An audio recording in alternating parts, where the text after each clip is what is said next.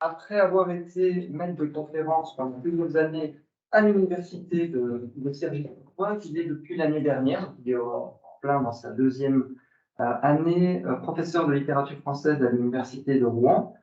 Euh, et il a en particulier publié sur la poésie et certaines formes éphémères de production littéraire, notamment en matière de support. Donc, premier livre, alors je ne t'ai pas demandé si c'est ta thèse, mais j'imagine que c'est ta thèse, René Char et le surréalisme, C'est ça. 2011. Voilà. Et puis, un ouvrage que je ne connaissais pas, et pour rassembler quelques infos quand même et disposer de quelques éléments de langage pour te présenter, je suis tombé sur ce livre dont tu m'as parlé tout à l'heure dans le train, Le coin des poètes, l'expression poétique dans les journaux lycéens. Et donc, voilà, une étude dans une base d'archives de journaux publiés dans les écoles et voir quelle poésie était produite. Un travail qui s'est prolongé récemment, il y a quelques mois, avec La poésie faite par tous, une utopie en question, parue à Bruxelles, très bon choix, aux impressions nouvelles, très bon choix. Et donc, je pense qu'on peut dire que l'un de tes intérêts, l'une de tes spécialisations, c'est les formes de production poétique amatrices, et avec tout ce qu'elles peuvent avoir d'éphémère, et au regard de questionnements sur les modes de patrimonialisation de la littérature, je crois que c'est un cas de figure on ne peut plus intéressant, et disons ta double orientation sur les éphémères et sur l'amateurat, je ne sais pas si c'est un mot qui existe, me paraît voilà, très propice par rapport à cette séquence du séminaire que nous avons et à laquelle nous nous confrontons avec plaisir, puisque nous avons en plein paradoxe, et que souvent, le paradoxe est rigolo. Voilà, maintenant, c'est à toi. Ça va être très rigolo. En tout cas, il y a des paradoxes. Merci en tout cas d'avoir été permis de pouvoir participer à cette séance à la fois in situ et en ligne. C'est un vrai plaisir. Donc, je vais surtout parler aujourd'hui du côté éphémère, pas tellement de l'amateurat, parce que ce sont deux chantiers qui sont, on va dire, assez différents, parfois complémentaires, mais pas toujours. Et j'ai intitulé cette communication l'éphéméra littéraire entre objet fétiche et patrimoine incertain. Je ne suis pas sûr que j'aurais conservé le même titre à l'issue, mais c'est pas très grave. Je vais parler donc d'éphéméra, usant d'un terme issu du neutre pluriel grec, qui est passé par l'anglais avant d'arriver en français. Je vous expliquerai un petit peu les raisons de ce trajet, les raisons du choix de ce terme.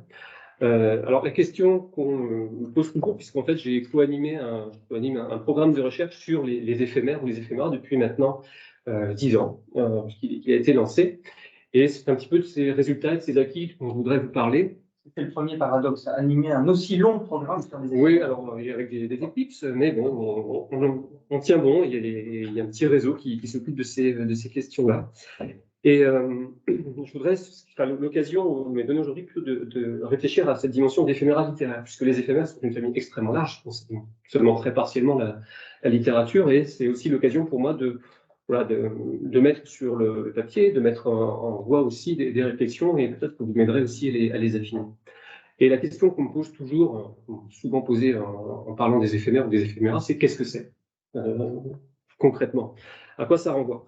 Alors, c'est difficile de produire une définition satisfaisante en extension comme en compréhension.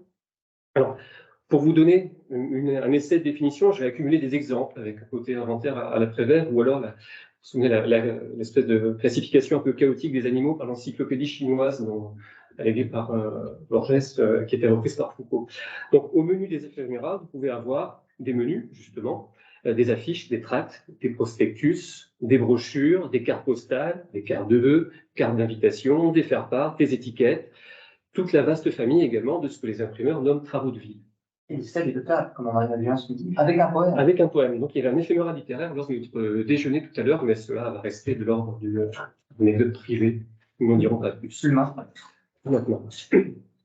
Donc voilà, c'est une grande diversité, évidemment, qui est concernée. Les éphéméras, pour le dire très vite, sont de l'ordre du petit. Certains collectionneurs les qualifient de petit papier. C'est une expression qui revient. Ou qui est de l'ordre aussi du mineur, l'un des grands spécialistes et des pionniers d'études des éphéméras au Royaume-Uni, Maurice Rickards, les qualifie de minor transient documents of everyday life. définition que dans le groupe de recherche Patrimef dont je vais vous parler, nous avons un peu adopté parce qu'elle est à la fois très large et opératoire. Donc, la présence d'un tel objet dans un séminaire dédié aux questions de patrimonialisation et de littérature, cet objet est doublement paradoxal. Paradoxal par rapport à la notion de patrimoine tout d'abord, puisque les éphéméras, bien souvent, sont des miraculés ou des passagers clandestins de la patrimonialisation. Ils sont faits à l'origine pour être utilisés, usagés, usés. Ils ne sont pas voués a priori à entrer dans un processus de conservation ou de légitimation, mais plutôt à la péremption, une fois les circonstances de leur usage expirées. Souvent, on les jette. Typiquement, c'est le prospectus que l'on distribue dans la rue et qu'on va jeter dans une poubelle 10 mètres plus loin parce qu'on n'a rien à faire. Quant à la littérature, son lien aux éphéméras n'a également rien d'évident, parce qu'il s'agit d'un champ immense où la part de la production littéraire, au fond, est très réduite. La catégorie est dominée par la communication commerciale, publicitaire, institutionnelle, par la propagande politique ou religieuse, par la littérature grise des administrations et de la bureaucratie, qu'elle soit publique ou privée. Donc c'est une des différences peut-être avec la littérature sauvage ou les littératures sauvages. Les catégories peuvent se croiser, mais elles ne coïncident pas. Les éphéméras peuvent donc relever de formes de communication tout à fait institutionnalisées, voire officielles, liées à un État, à une église, à un parti, à une entreprise, à un établissement culturel, etc. Les éphéméras sont envahissants, instables, fragiles, jetables, parfois anonymes, même souvent anonymes, souvent et presque toujours utilitaires, et toutes ces qualités sont assez loin de celles que l'on associe communément aux livres, considérés comme monuments de l'œuvre, corps symbolique de l'auteur, archives d'une littérature consacrée ou canonisée.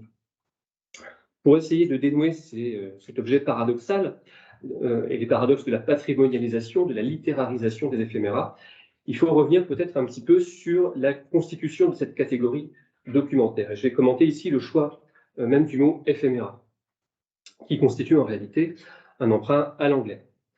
Le terme a été consacré par, alors pardon pour cette liste peut-être pas très lisible, mais c'est pour vous donner une idée de l'emploi et de la translation, de la migration du terme entre différentes traditions de recherche, différents courants de recherche. Le terme ephemera a été consacré par un ouvrage de John Lewis, paru en 1962, Printed Ephemera, qui lance un petit peu l'étude et l'érudition autour de ces objets. Le terme ephemera s'est ensuite imposé chez les spécialistes britanniques de ce type d'imprimé, et il y a une tradition de recherche qui a vraiment émergé de manière précoce.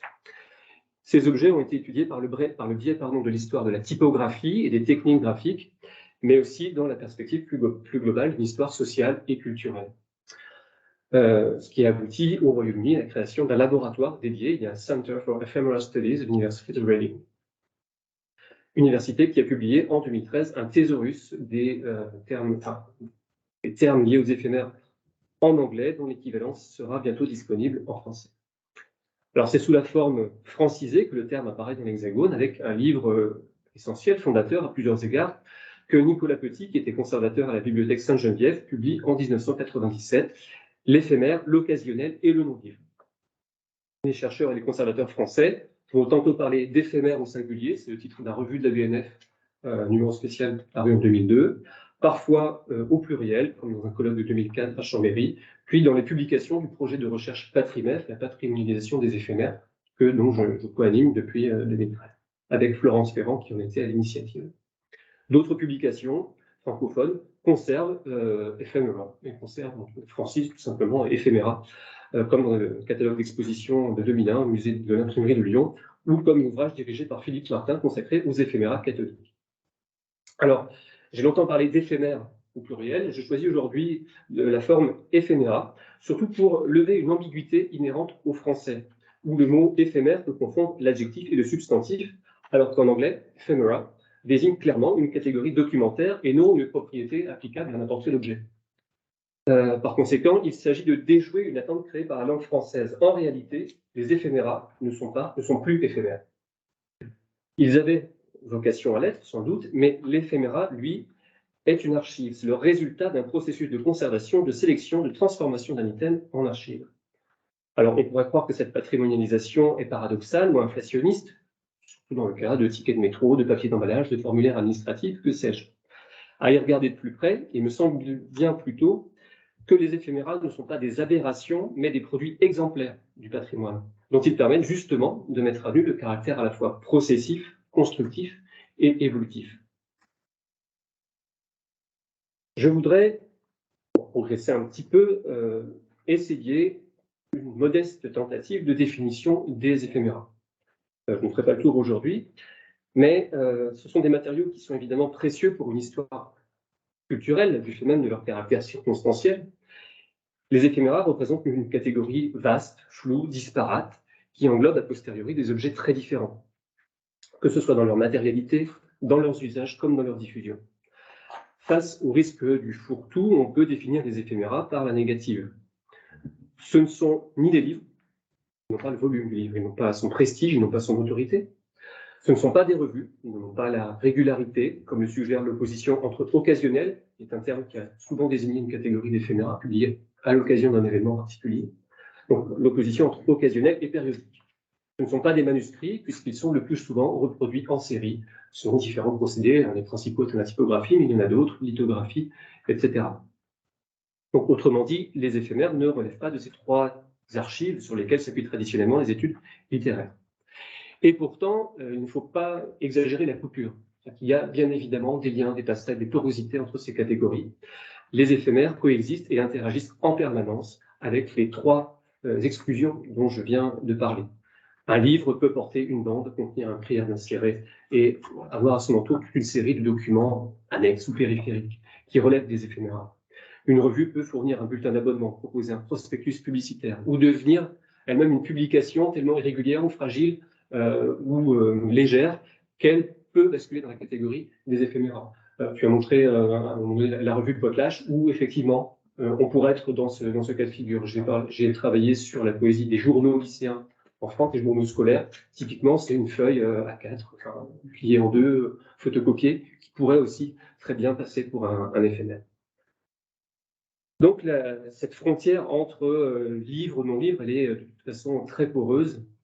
Daniel Roche le rappelait dans un collectif de 1995, le livre n'est jamais seul, disait-il, ni dans l'atelier typographique, ni dans le magasin du libraire, ni dans la hotte du colporteur. Les éphéméras gravitent très souvent autour du livre, le prolongent, et constituent en fait une culture populaire de l'imprimé, comme le livre des Chartiers, qui nous oblige à regarder de toute façon au-delà du livre.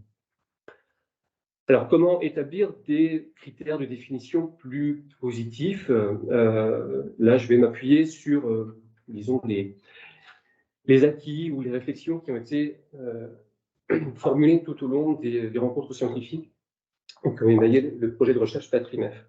Donc, quelques pistes qui ne prétendent pas du tout essentialiser les éphéméras, mais dégager des propriétés qui leur donnent un air de famille, selon la formule de Bentham. L'éphéméra semble d'abord caractérisé par sa fragilité. C'est effectivement quelque chose qui est dû souvent à sa fabrication en série, donc souvent avec des moyens réduits, à l'économie en quelque sorte, même si ce n'est pas vrai de tous les éphéméras. Mais cette fragilité n'empêche pas parfois, et même souvent, une résistance dans le temps, parfois surprenante, lorsqu'il est fétichisé et transmis de génération en génération ou de collectionneur en collectionneur. Ce sont des éphéméras, par exemple, qu'on se transmet en famille, les faire part de mariage, etc. Tous les souvenirs qui peuvent transiter de cette manière-là. Deuxième trait, la labilité. Les éphéméras changent de forme, changent de présentation, de format parfois, à travers des processus d'appropriation, de réemploi, de recyclage, qui sont extrêmement différents, en tout cas tant que leur patrimonialisation ne fait pas consensus. Les éphéméras, et on a vu parfois des exemples dans des communications, peuvent être découpés, collés, reconvertis en brouillons. On a retrouvé souvent dans des reliures, des plats de reliure également, où il fallait rembourrer en quelque sorte le livre à faire. Donc plein de recyclages qui dessinent des cycles de vie assez imprévisibles. Troisième trait, c'est une des caractéristiques les plus évidentes, la légèreté, le petit format. Les éphéméras font partie, pour le dire vite, de l'artillerie légère de la communication culturelle, publicitaire, commerciale, politique, littéraire. Remarquons toutefois que cette légèreté, c'est celle de l'usage, de la maniabilité des documents. Elle n'exclut pas et s'accompagne même souvent d'une lourde machinerie institutionnelle. Le parti, la société, l'Église, l'État, l'administration. Une machinerie économique et technologique, en particulier dans l'industrie graphique lorsqu'elle produit des éphémères en quantité industrielle, par milliers. L'éphéméra, un quatrième point, je crois, soulève aussi la question de sa publicité au sens étymologique du terme. L'éphéméra est fait pour circuler dans l'espace public ou à l'intérieur d'une communauté plus ou moins restreinte, où il va jouer un rôle de diffusion des informations, de cohésion, de défouloir. Mais là encore, il faut nuancer, puisque cette publicité peut porter aussi à son envers une appropriation qui fait de l'éphéméra un objet intime, personnel, parfois corporel. On peut évoquer ici l'usage de certaines images pieuses en tant que talisman scapulaire qu'on va conserver par devers soi. L'éphéméra est marqué également par une certaine indignité ou disons illégitimité. C'est un objet a priori sans grande valeur, un objet mineur, pas digne d'être conservé aux yeux de ceux qui le produisent, comme de ceux qui le consomment, et d'ailleurs dont les conservateurs et les chercheurs, assez longtemps, n'ont pas toujours su quoi faire. Alors c'est évidemment un point qu'il faut nuancer dans le cas de pratiques artistiques et avant-gardistes qui prennent consciemment en charge l'éphéméra comme support de création et de collection. On peut aussi, sur ce point-là, se demander si ce n'est pas précisément l'indignité présupposée des éphéméras qui ont conduit les surréalistes ou les situationnistes à les utiliser comme des outils de subversion. Ils ont aussi une temporalité particulière, puisqu'ils me semblent agir à court terme et à long terme. À court terme pour intervenir dans des circonstances qu'il s'agit parfois d'influencer, dont il s'agit de témoigner, et à long terme, puisque les éphéméras, souvent d'ailleurs, s'inscrivent dans une mémoire antérieure, une mémoire qui peut être visuelle, une mémoire qui peut être discursive. On retrouverait ces phénomènes de rappel du discours antérieur. Il y aura l'occasion peut-être de vous montrer à nouveau. Alors, compte tenu des propriétés que je viens d'évoquer, on verra sans surprise les éphéméras favoriser, parmi les formes et les pratiques littéraires, celles qui se prêtent le mieux au triple jeu de la brièveté, de la circonstance et de la circulation publique. Poèmes, chansons, pamphlets, contes, chroniques, épîtres, lettres ouvertes, textes encomiastiques, satiriques ou polémiques, voilà les domaines d'élection de la littérature sur éphéméra, si on peut le dire.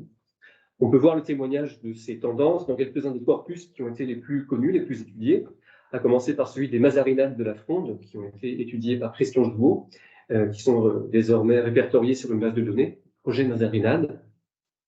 Pas le temps de vous montrer, mais bon.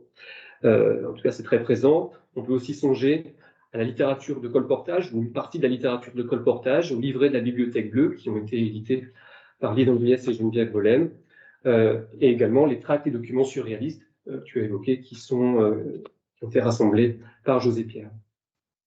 De manière plus générale, plus transversale, penser la conjonction de la littérature et des éphéméras invite à se situer sur le plan d'une littérature hors du livre, ce qui ne signifie pas pour autant une littérature sans le livre, plutôt à son entour ou à son envers, en quelque sorte.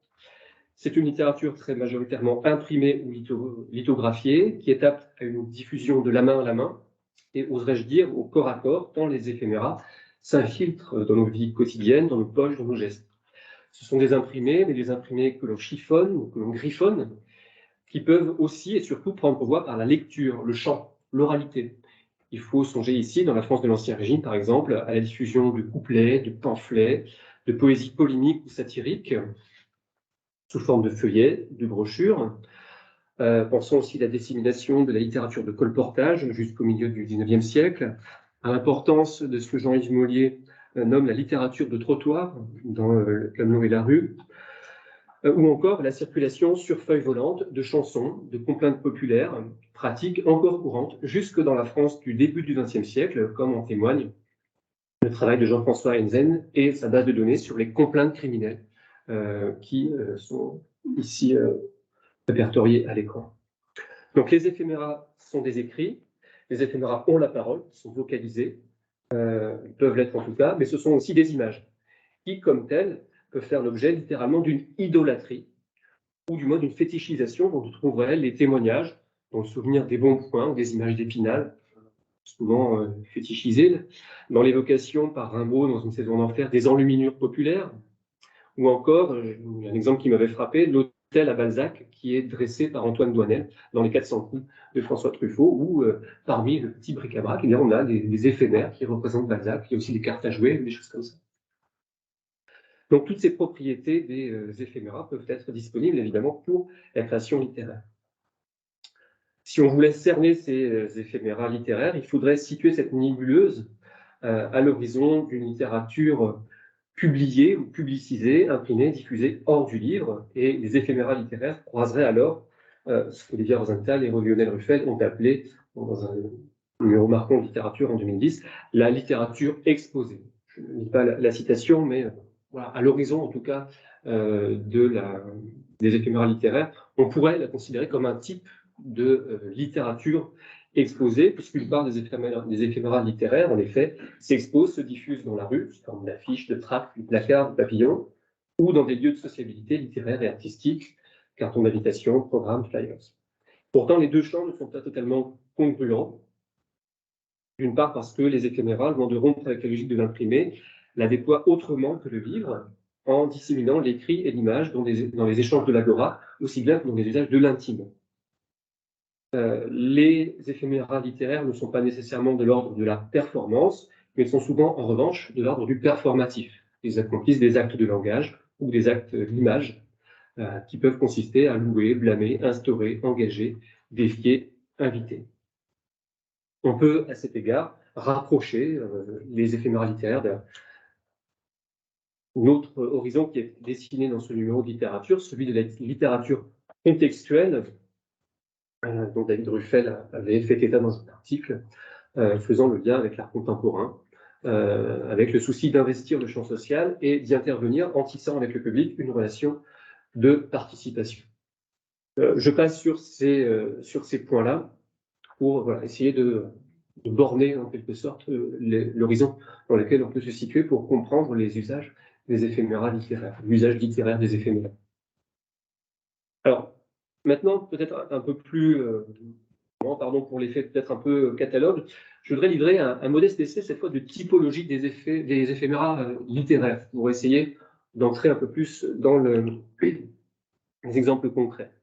Le titre de ma communication évoque l'éphéméra littéraire au singulier. En réalité, il faut plutôt utiliser le pluriel, non seulement pour faire justice à la variété des supports et des situations que cette appellation peut recouvrir, mais plus profondément parce que l'adjectif littéraire entretient évidemment une ambiguïté entre ce qui relève de la littérature, avec un grand L, en tant que champ autonome, système de texte, d'auteur, de valeurs, entretenu par des acteurs et des institutions spécifiques et historiques. Donc d'un côté la littérature, et de l'autre côté ce qui relève de la littérarité, c'est-à-dire, pour reprendre les mots de Jacobson, ce qui fait d'une œuvre donnée une œuvre littéraire et qui peut faire l'objet d'une poétique.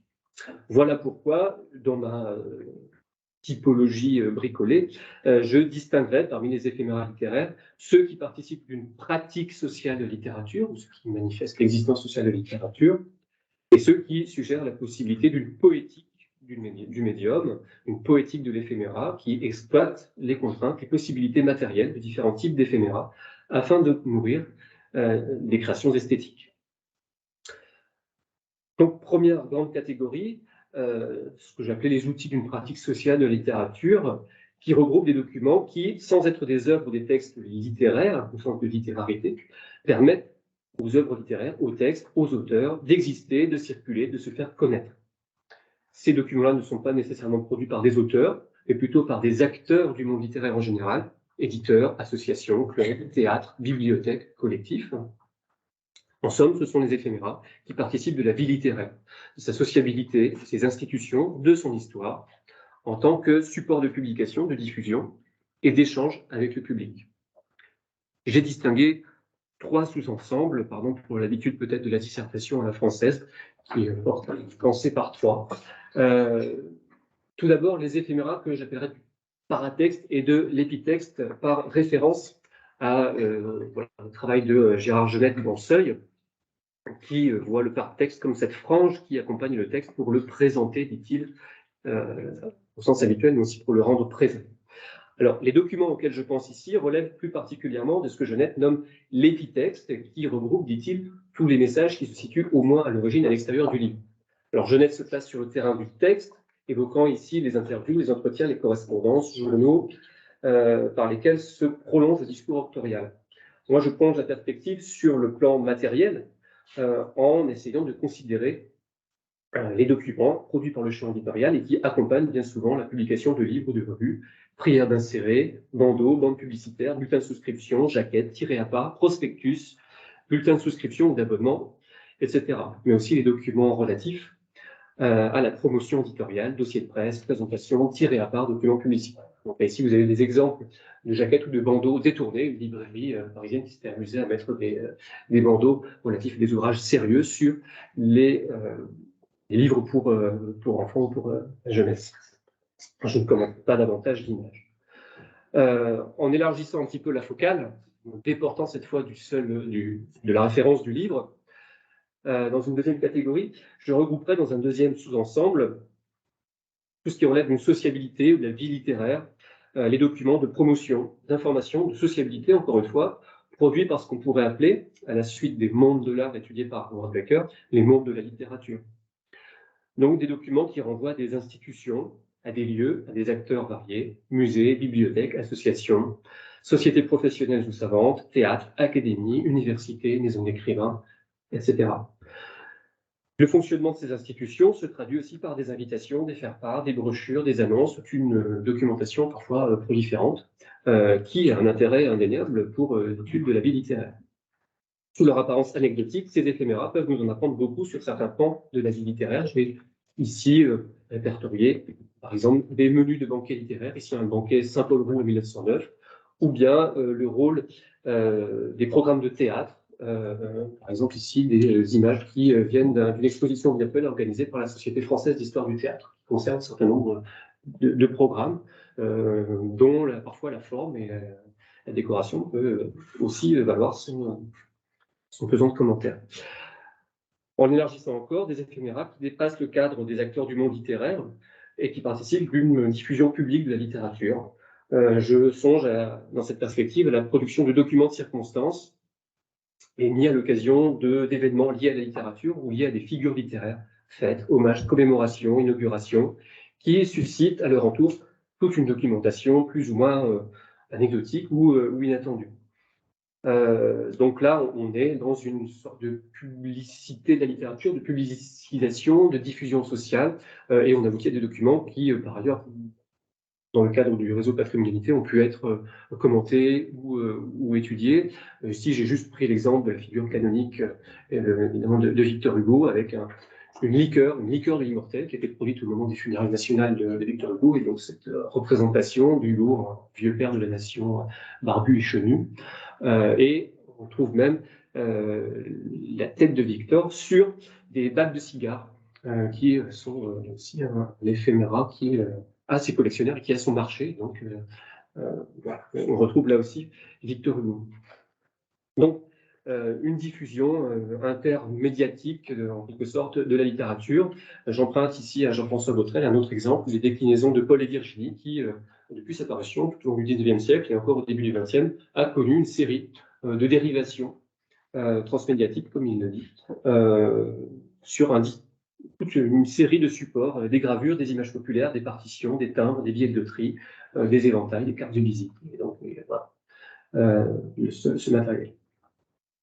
Deuxième grande catégorie, les éphéméras qui mettent en place une poétique du support, selon l'expression de Henriette Ferranti, au sens où ces créations exploitent de manière plus ou moins poussée les propriétés des éphéméras, leur format, leur légèreté, leur matérialité, leur travail sur la typographie, le graphisme, l'illustration, parfois aussi leur caractère mineur, trivial, et en tout cas leur capacité à circuler au-delà ou en deçà des circuits du livre, leur mode de diffusion par le choix du moindre coût, voire de la gratuité. Alors, pour rester dans un premier temps là aussi proche des objets éditoriaux, je distinguerai un premier groupe qu'on peut classer dans une forme d'édition alternative, de micro-édition, les éphéméras qui vont exploiter des formats, des supports à la marge du livre et de la revue. Ces éphéméras ont souvent un caractère artisanal, alors qui peut avoir le culte du bel objet dans la dimension artisanale, mais qui peut aussi, à l'inverse, valoriser l'aspect brut, brouillon, banal, bancal d'une publication qui est ressortie alors au code de la contre-culture. Donc des éphéméras qui, face aux normes de l'édition, oscillent entre le jeu et le défi. Donc, pour illustrer ces deux tendances, je vais prendre deux exemples très différents. D'un côté, à la limite de la curiosité bibliophilique et du livre d'artiste, les petits formats, les minuscules, que Pierre-André Benoît, capable de son nom d'éditeur, a imprimé des années 1950 ou des années 1990, ces minuscules qui tiennent dans le creux d'une main, vraiment, hein, et qui souvent associaient un poème qui pouvait être signé René Char, Tristan Tzara, et une illustration signée Picasso, Braque et Jean Hugo. Bref, on a ici, vous voyez la taille, un objet limite. Hein, est-ce que c'est vraiment d'éphéméra ou est-ce que c'est de la bibliophilie ou de l'édition bibliophilique poussée au domaine de la curiosité? Je n'ai pas de réponse tranchée, mais il me semble intéressant que ces objets jouent de ces frontières. Et autre exemple, sur un tout autre versant, tout autre aspect, tout ce qui va concerner le zine littéraire ou artistique qui récupère les pratiques, la diffusion, l'esthétique du fanzine, du graph-zine, pour en faire un objet do it yourself en quelque sorte. Et là, on est dans des formats qui sont très proliférants là aussi, mais qui ont souvent un intérêt graphique, artistique, littéraire, certain.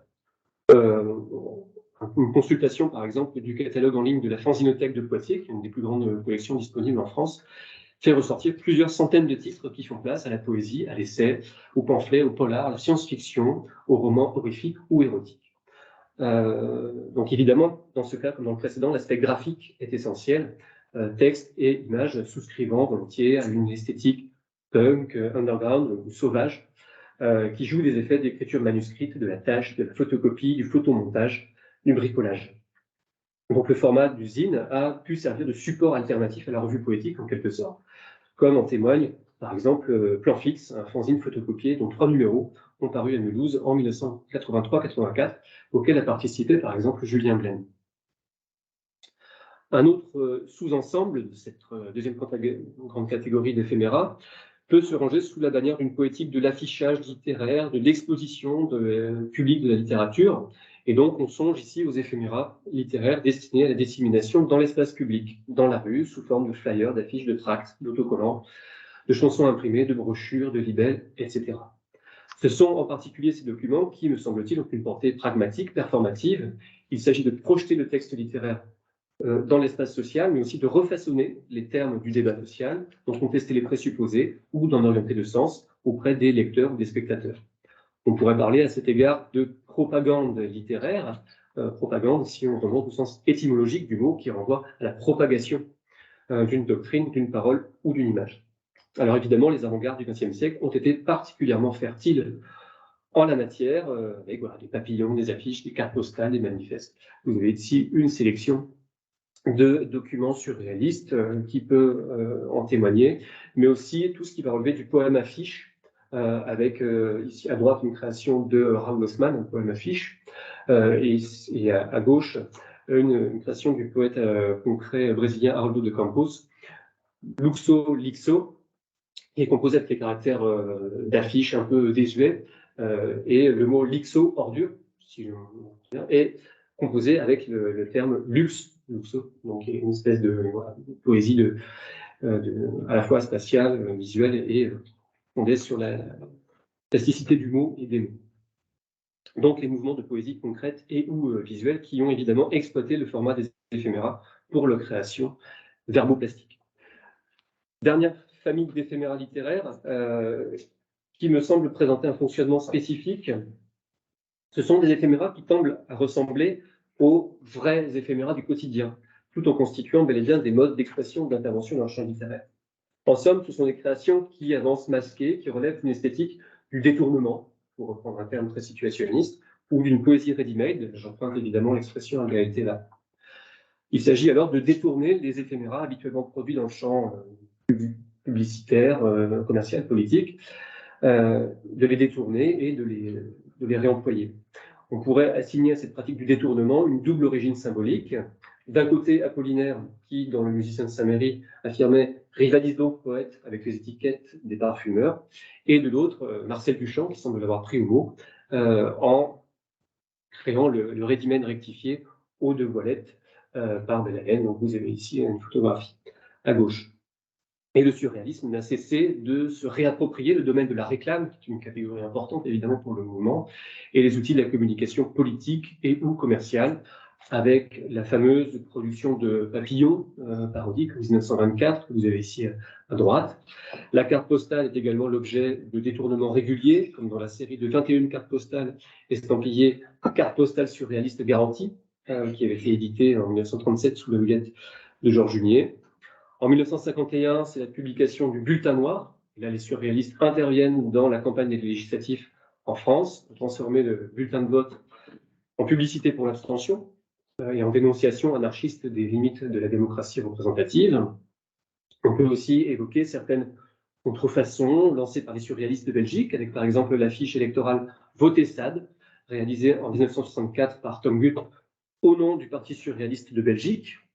Et autre exemple, le faux barème tarifaire intitulé Grande Baisse, qui était illustré d'un faux billet de 100 francs à l'effigie de Magritte, que Marcel Marienne avait confectionné en 1962 pour dénoncer la marchandisation de l'œuvre du peintre avec sa complaisance en quelque sorte. Donc il y a un réemploi ironique des éphéméras du quotidien, de ce qui sature l'information, la communication moderne.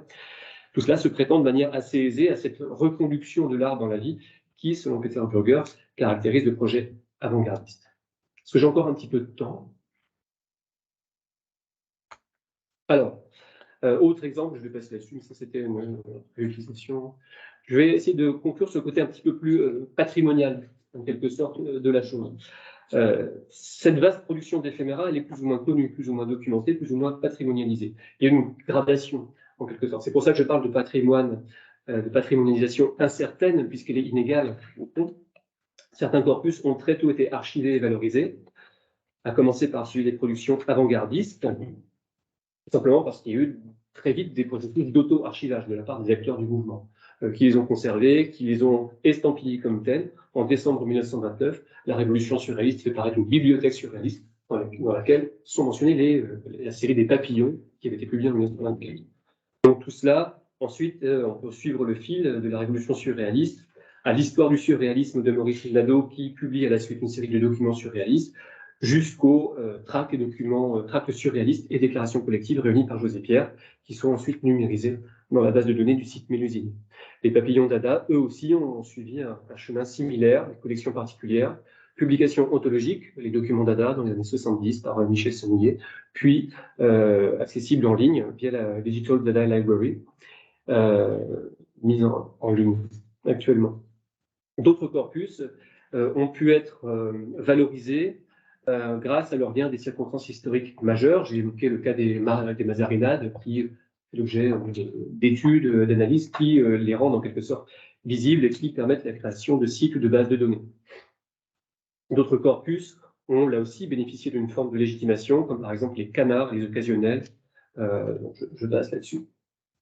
D'autres corpus, moins légitimes, moins prestigieux, plus davantage liés à la vie quotidienne, restent de fait négligés, disséminés au sein de fonds plus larges, comme les archives d'éditeurs, d'associations, d'institutions.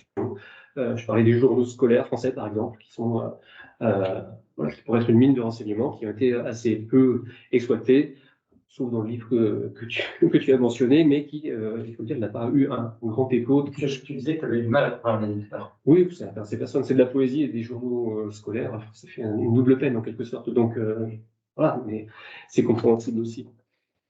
Bref, cette patrimonialisation est d'autant plus compliquée que les documents dont je vous parle possèdent des caractéristiques qui souvent échappent aux outils traditionnels de signalement et de description bibliographique. Il est souvent difficile pour un éphéméra de renseigner les catégories d'auteur, de lieu, de date d'édition, d'éditeur, d'imprimeur. Le dépôt légal en France, en tout cas, ne concerne pas l'essentiel de cette production. Il passe sous les radars, en quelque sorte. Donc, l'accès des éphéméras au statut patrimonial est donc le fruit d'une série d'actions particulières. Il faut des sociétés de savantes. Il y a l'Ephemera Society en Grande-Bretagne, la Société du Vieux Papier en France, une vénérable société qui a été fondée en 1900 et qui entretient finalement là aussi une forme d'érudition et une forme d'éphémérophilie, hein, si on peut faire le parallèle avec la bibliophilie. Donc, il y a aussi tout un marché, tous ces collectionneurs qui sont parfois dans l'antichambre de la patrimonialisation par un legs, par de l'eau, par les institutions. Donc les collectionneurs incarnent ici des relais de patrimonialisation extrêmement puissants. Leurs collections personnelles sont souvent à l'origine des fonds qui sont conservés, des collections qui valorisent leurs objets par des effets de spécialisation, d'érudition, d'exhaustivité qui sont propres au collectionnisme. Il y a des collections d'éphéméras célèbres. La plus riche, sans doute, c'est la John Johnson Collection, qui est une des plus riches, une des mieux documentées, qui est extrêmement bien organisée, qui est conservée à Oxford. Du côté des mouvements littéraires et artistiques, au XXe siècle. C'est la collection de Paul Destribats, qui a été un dénicheur inlassable des revues et des petits papiers avant-gardistes, qui a permis à la bibliothèque Kandinsky et au centre Georges Pompidou à Paris de bénéficier d'un fonds assez exceptionnel, dont une partie avait fait l'objet d'une exposition dans laquelle j'avais rendu compte grâce à notre mise. Donc cette valorisation des éphémères littéraires, pour conclure vraiment, par les collections me semble jouer sur deux plans qui sont à la fois opposés et complémentaires. D'un côté, certains de ces imprimés de circonstances tirent leur valeur de leur unicité, ou du moins de leur originalité, de leur ingéniosité graphique. On a parfois des éphémères qui sont extrêmement riches. Évidemment, c'est le cas de tout ce qui relève de la création visuelle, de prospectus de détournement, sur lesquels il y a effectivement beaucoup de, à dire, richesse iconique, richesse graphique, richesse intertextuelle et une sérialité qui s'installe, un petit peu comme dans ce que tu as évoqué auparavant, Denis. Les papillons surréalistes s'insèrent dans une longue série, en fait. Il y a des papillons Dada, la série des papillons surréalistes en 1924, qui sont imités en 1943 par le groupe surréaliste La Main à Plume, qui tente de faire revivre le mouvement dans la clandestinité durant l'occupation. Et les Tristes, en 1954, vont reprendre certaines formules des papillons surréalistes. Donc, il y a comme ça une mémoire à long terme aussi de ce type de production. A contrario, donc, il y a de l'unicité et aussi de la sérialité, ce que je veux dire. Il y a quelque chose de ponctuel et aussi une action à long terme. Ce que la collection met enfin en évidence, c'est que l'éphéméra, même léger, peut faire masse. Même singulier, l'éphéméra s'inscrit souvent dans une sérialité ou dans un paradigme mémoriel. Et dans ces conditions, la patrimonialisation des éphéméras littéraires est à la fois un paradoxe et une évidence. Paradoxe parce que les éphéméras sont faits pour servir et non pour constituer une mémoire. Évidence, car ce sont des objets aussi attachants, que l'on fétichise et que l'on mémorise volontiers, non seulement du fait des réussites esthétiques que peuvent constituer telle ou telle création, mais aussi en raison de leur fragilité d'elles-mêmes, de leur banalité, qui est aussi celle de notre usage quotidien. Voilà, merci. C'était passionnant. Qui veut lancer la parole? Moi, j'ai Benoît. une question. En fait, une petite question. Et peut-être un petit rajout sur la liste des institutions, mais je ne sais pas exactement au niveau de la littérature ce qu'ils ont, mais je sais bien que la bibliothèque historique de la ville de Paris a fait un travail sur la valorisation de leurs éphémères. Enfin, voilà, dans la livre, on me demandait qu'est-ce qui est intéressant dans ce fond au niveau de la littérature. Et l'autre question, c'est en fait par rapport à votre programme de recherche, quel écho ça a pu avoir ou quel dialogue vous avez pu avoir avec des institutions patrimoniales comme la BNF ou est-ce que ça a permis d'influer sur leur pratique de collection, de valorisation de fonds, etc. Merci de points qui sont effectivement importants. Alors pour la bibliothèque historique de la ville de Paris, je ne sais pas exactement si l'angle littéraire, quelles sont les collections d'ordre littéraire qui sont présentes.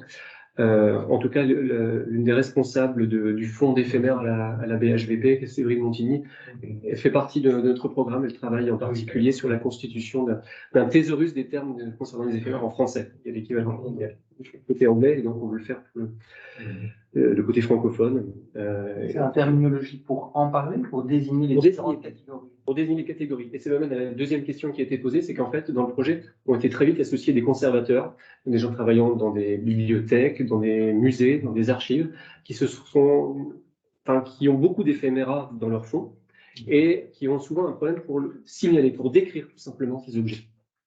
Parce que les termes sont... C'est pour ça, c'est de là qu'est née l'idée, le besoin d'un thésaurus, qui permettent d'avoir une nomenclature et des termes communs. Comment ça s'appelle? Est-ce que c'est encodé au départ? Oui. Voilà, pour faire des notices et trouver les bons termes. Parler d'un billet d'enterrement du XVIIIe siècle, c'est quelque chose qui ne s'amende pas. Et donc, c'est de là qu'est né ce projet. Donc, le dialogue avec les institutions et les établissements était extrêmement fécond. On a eu des contacts avec la BNF en particulier. Alors, bon, après, pour le maintenir sur le long terme, c'est toujours plus ou moins difficile, mais en tout cas, il y a un accueil assez favorable des conservateurs et de toute cette frange-là. Vous est assez régulièrement arrivé d'avoir des gens qui nous écrivent en disant voilà, moi j'ai un fonds d'éphéméra dans une bibliothèque municipale et j'aimerais le valoriser. Donc c'est pour ça que voilà, le projet est intéressant. Ce qu'on observe, c'est que effectivement, du côté de la conservation, ce sont des établissements patrimoniaux, ce sont des documents qui sont à la fois souvent négligés ou qui l'ont souvent été. parce qu'on dorme dans des cartons et qu'il y en a plusieurs milliers et c'est compliqué de les décrire parce qu'il faut les faire des notices, c'est impossible de le faire à la pièce, ça prend un temps infini. Donc c'est parfois négligé et en même temps, quand il y a des tentatives de médiation ou de valorisation auprès du public, ça marche très bien. Justement, grâce à la richesse graphique, au fait que ce soit des objets familiers. On retrouve des objets qu'on a pu croiser, etc. Et le public peut être assez friand. Je sais que par exemple, la BNF, on me disait que sur le compte Twitter de Gallica, ce qui était davantage rediffusé, c'était souvent des éphémères. Parce que ça frappe l'œil, parce qu'il y a un design qui est particulier. Donc, je pense qu'il y a eu aussi à la Library of Congress, ils ont fait un gros projet de transcription de leur menu de restaurant, qui est un des projets le plus populaire, enfin, vraiment, qui est donné après un modèle sur sur ce menu-là. Merci, super intéressant. À la médiathèque, vous parlez de menu, à la bibliothèque municipale de Dijon aussi, il y a très fort sur il y a un fonds gourmand, puisque Dijon a la gastronomie, le label, voilà, gastronomie. Et donc, il y a un fonds gourmand qui est valorisé, entre autres, par des blogs, etc., sur les menus, qui est extrêmement riche et qui marche très bien. Il y a des questions de Johan et Mathilde. Alors, je pense que Johan, si vous allumez votre micro, on devrait vous entendre. Si ce n'est pas le cas, on fera ce qu'il faut pour que ce soit le cas. Allez. Est-ce que vous m'entendez? Parfait. Super. Merci. Donc, moi, je suis Joanne Rayet du service des archives de l'Université libre de Bruxelles. Et justement, j'ai trouvé en tout cas tout ça très, très intéressant parce que depuis maintenant bientôt un an, on développe un fonds documentaire dédié à l'art contemporain et on essaye de mettre en valeur tout carton d'invitation, tout justement ce qui concerne les éphéméras et productions des galeries bruxelloises et plus généralement belges. Et on se pose justement cette question de comment décrire tout ce fonds d'éphéméras.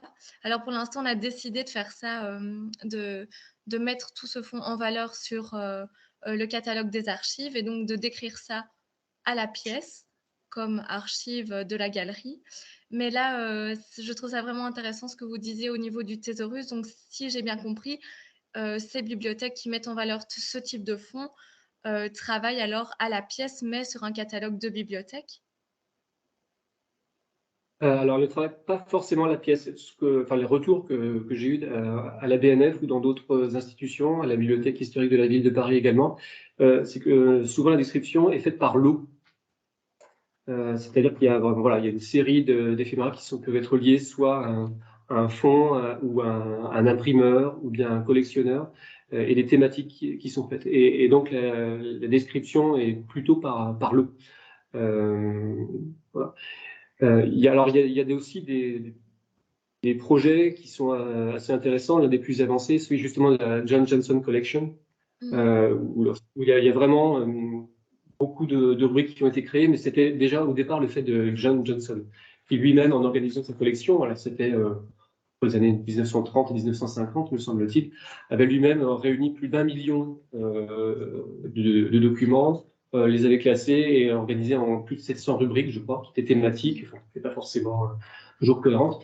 Et donc tout ça a fait l'objet de processus ensuite de numérisation et de catalogage, où effectivement, à Oxford, à la Bodleian, ça peut être fait à la pièce, mais l'une des conservatrices, Juliane Lambert, qui participe au projet, nous disait que finalement, plutôt que de faire des notices sur les caméras, numériser directement. C'est-à-dire qu'on voyait la pièce et que c'était la meilleure façon de la décrire, parce que souvent, ça tient sur une page ou sur un seul support.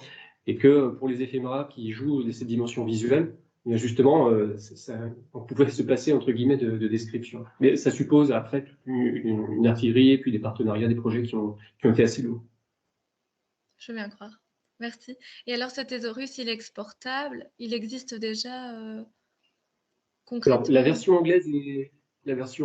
anglaise faite par l'Université de Reading, c'est un document PDF qui est téléchargé. Alors, je pourrais mettre à disposition le document que j'ai projeté où il y a des liens. Si vous voulez, oui. vous pourrez vous l'envoyer. Pour la version française, alors là, c'est un des grands chantiers du projet Patrimef, du projet que je coordonne. On a un groupe de travail de franco-britannique qui met au point, alors ça fait plusieurs années qu'il travaille. Et voilà, le but serait de pouvoir le mettre à disposition sur le portail Humanum pour qu'il soit ensuite exportable et utilisable.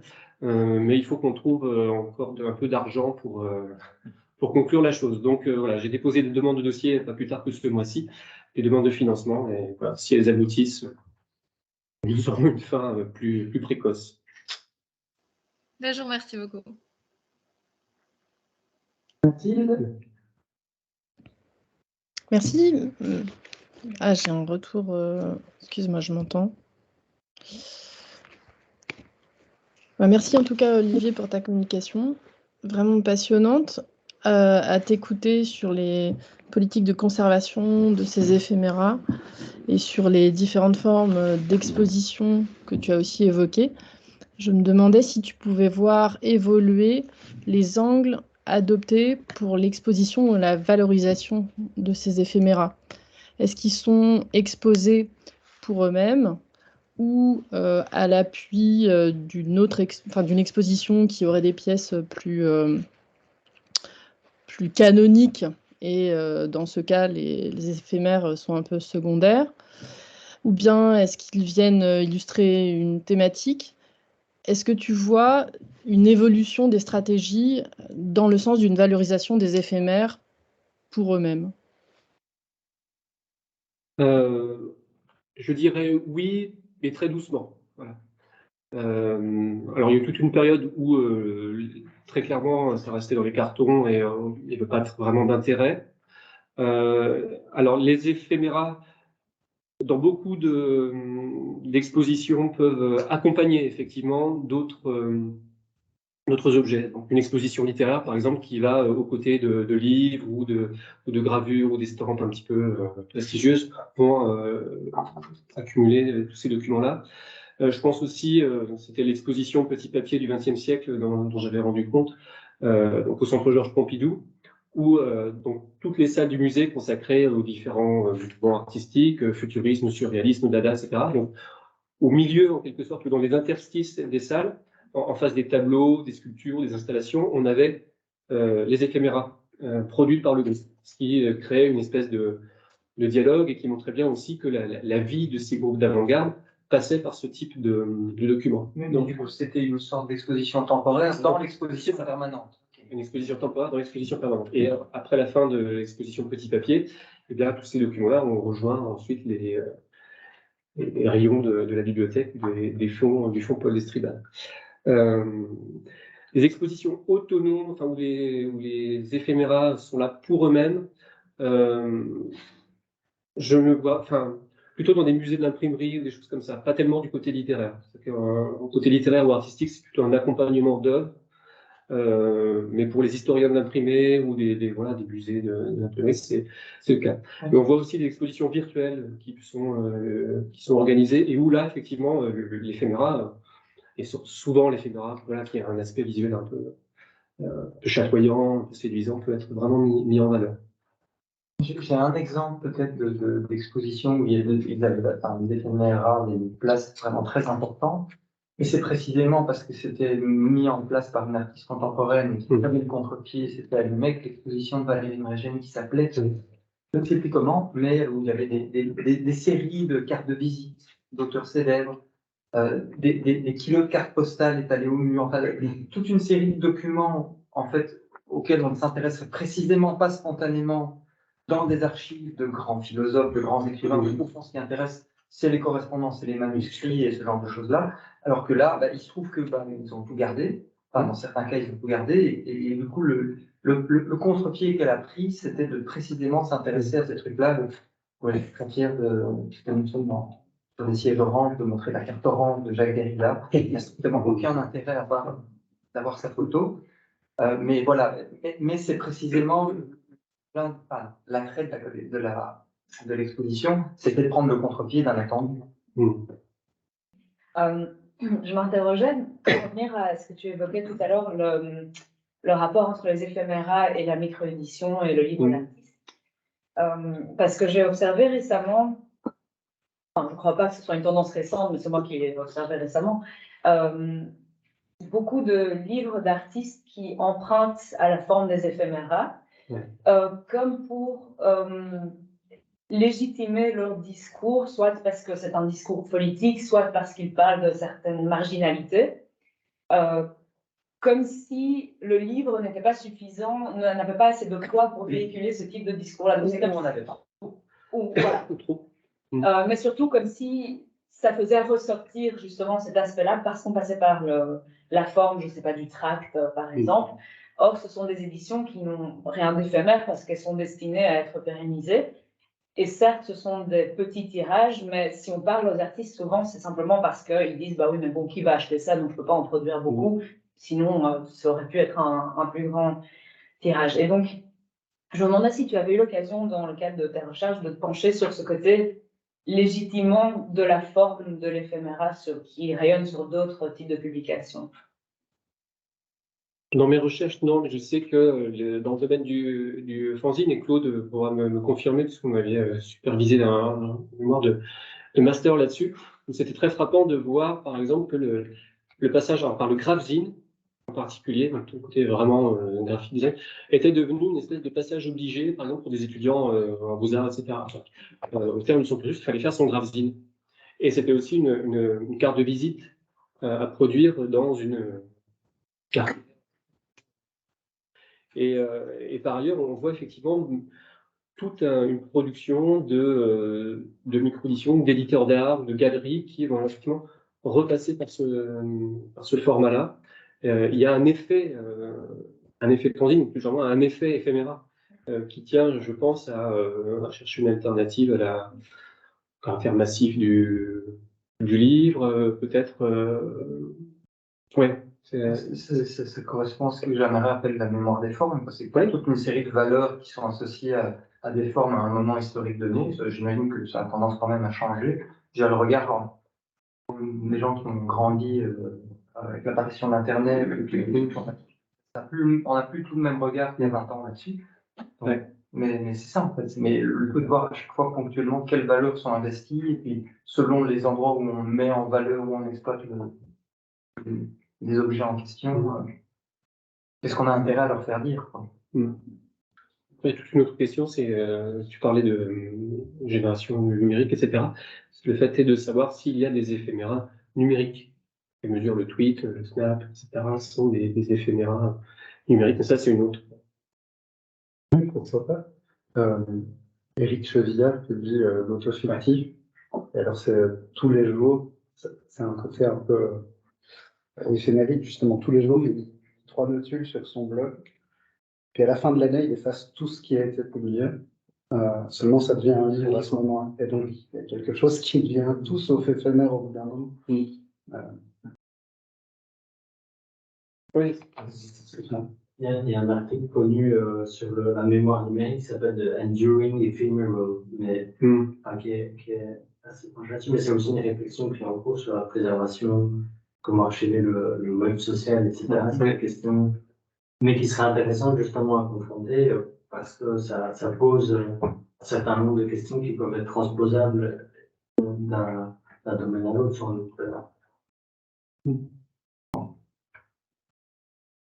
Bah, écoutez, merci, c'était une super séance, hein, comme prévu, avec une belle conjonction, une belle cohérence.